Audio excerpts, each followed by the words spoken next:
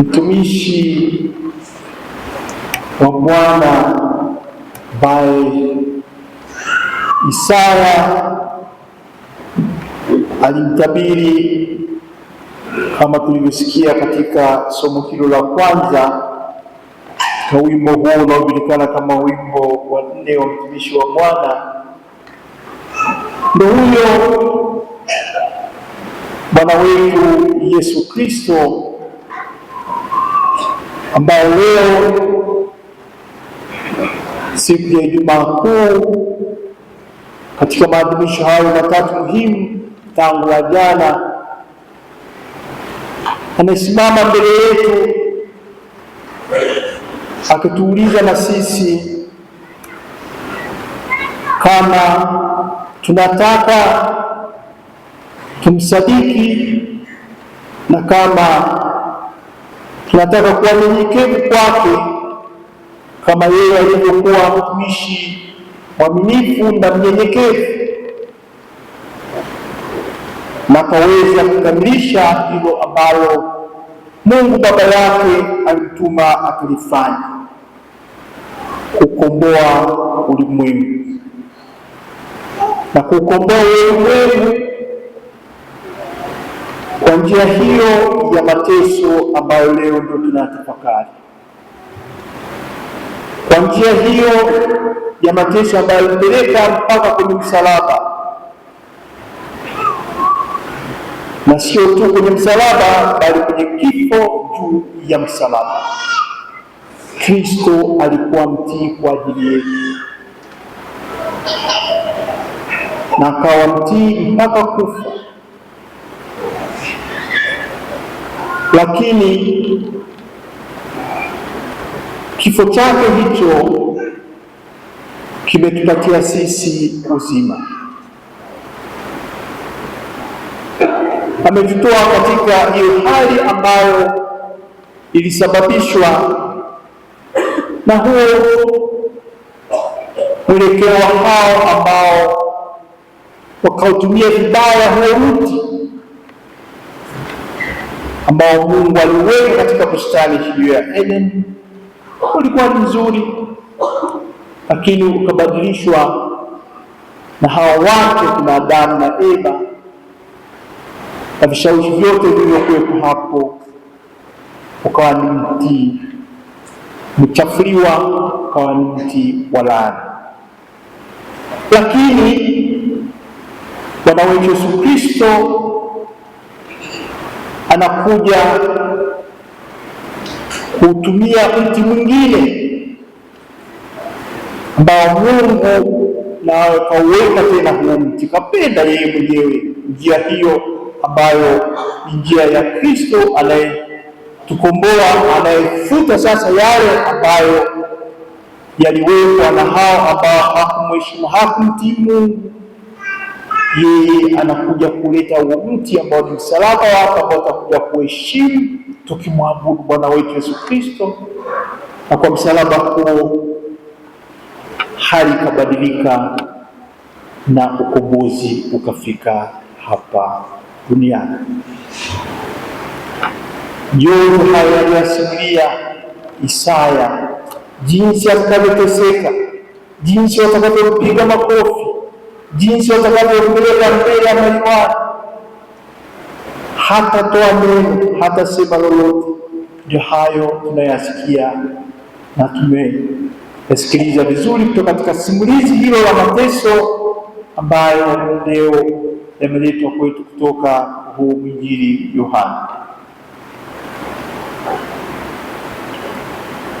Alikataliwa, lakini yeye akabaki na msimamo wake ule ule.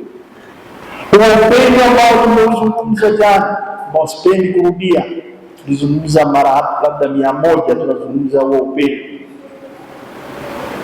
Leo tualike tumtizame huyo Kristo msulubiwa na tupende kuwa na mawili: imani katika huo msalaba ambao ni ukombozi wetu,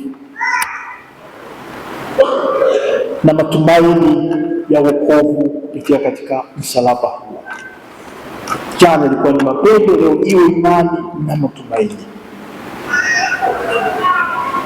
Imani ambayo hao ambao wamekuja baadaye, tulivyosikia vile vile kutoka katika waraka kwa Waebrania, wamekiri wazi kwamba huyo kuhani mkuu ambaye aliteseka, alipitia njia ya mateso kama sisi tunavyopitia katika njia ya mateso sisi wanadamu.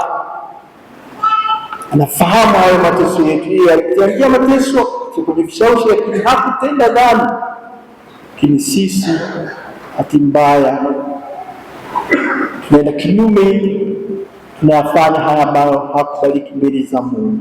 Lakini huyo ambaye anafahamu mateso yetu yuko tayari tusaidia, yuko tayari kutuombea kwa Mungu ili tuweze kurudi katika njia hiyo ambayo inakubalika. Ndio hayo matumaini tunayokuwa nayo daima katika yeye, katika mti huo, imani yetu kwamba ndiye mkombozi, kama yanavyosema hata huyo mwandishi kwa Waebrania hapo mwishoni kabisa. Leo tumesikia huyo ni sababu ya ukombozi wetu, ni sababu ya wokovu wetu, ni sababu ya wokovu kwa yeyote yule atakayemtii. Tukamtii, tukawa na imani naye kwamba huyo ni mkombozi wetu, tukawa na matumaini kwamba yeye kweli huyu na baadaye atarudi, sio kuja kutusafisha kutoka katika dhambi. Hapana, kuja kutuchukua sasa kwenye huo utukufu sio na mwisho. Basi vile kabisa kwamba tutaokoka. Imani katika msalaba, katika Yesu Kristo huyo wa msalaba. Leo tujiulize, sababu ni miaka zaidi ya 2000 haya ambayo yametokea, hilo ambalo lilisababishwa na huo mtu wa kwanza akina Adamu na Eva, ambalo lilileta hali mbaya, hali ya giza, na hilo ambalo analileta Bwana wetu Yesu Kristo kwa mti huo, msalaba huo juu ya Golgotha pale, akaja kuleta huo ukombozi. Ni hali ambayo ipo mpaka leo kutoka kwetu sisi wenyewe viumbe tunaoishi na hawa ambao kwanza Yesu Kristo watamsadiki na ndio kumsadiki Mungu, na kuna hao wengine ambao hawatamsadiki, watamkana na watamkataa, na wengine watamsadiki afu baadaye wanamwacha, wanaondoka naye. Ndio hali ambayo tunaishi nayo.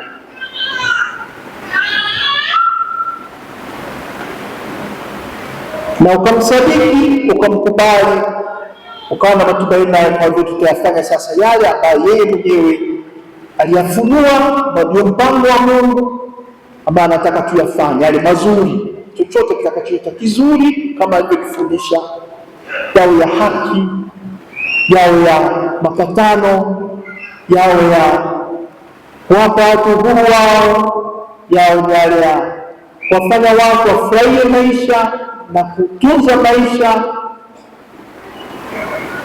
huyo atakuwa anamfuata huyo Kristo na atakuwa na imani katika huyo Kristo.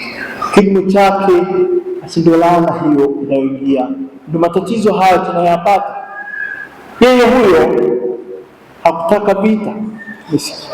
Wazi kabisa alivyomzuia Petro alipochomoa upanga wake, anataka kumkata sikio, na alimkata huyo Marko mtumishi. Rudisha upanga wako. Yeye huyo mwisho kabisa alikuwa tayari, hakuwa tayari kukimbia kama walivyokimbia wakamwacha hao mitume wake. Hakuwa tayari kumkana Mungu wake ambaye amemtuma aje kutukomboa kama alivyomkana hao ambao walikuwa ni watumishi na walikuwa ni wafuasi wake wa karibu, wakina Yuda.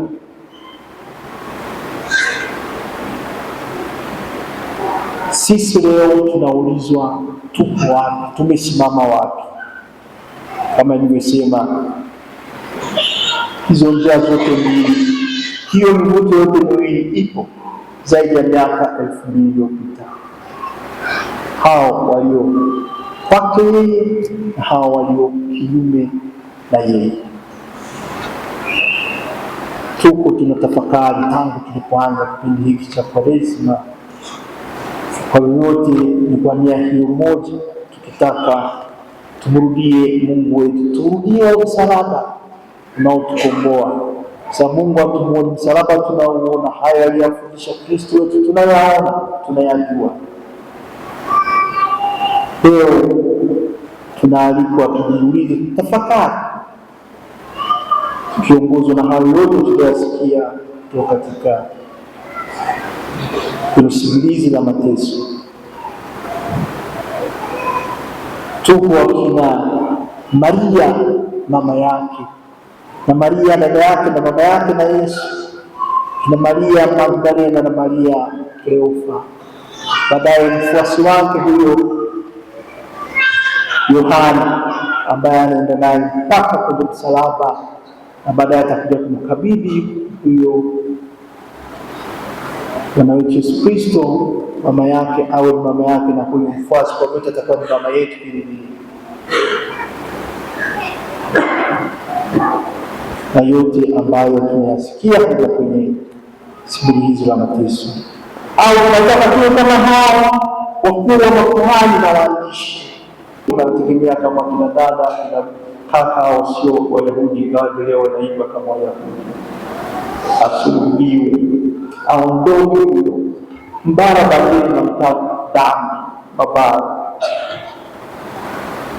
Tumuombe Mungu Mwenyezi tuweze kuyatafakari hayo vizuri, lakini baadaye tuamue tena kumfuata, kumsadiki kama nilivyosema, na kwa matumaini katika msalaba, katika huyo Bwana wetu Yesu Kristo, kama kanisa linavyotufundisha. Na yote hayo tunayofundishwa na mama kanisa tuyafuate, yale yote ambayo yanatoka katika msalaba huo, yanatoka kwa Bwana wetu Yesu Kristo, ambayo yanakuja kutukomboa sisi. Tumsifu Yesu Kristo. Amen.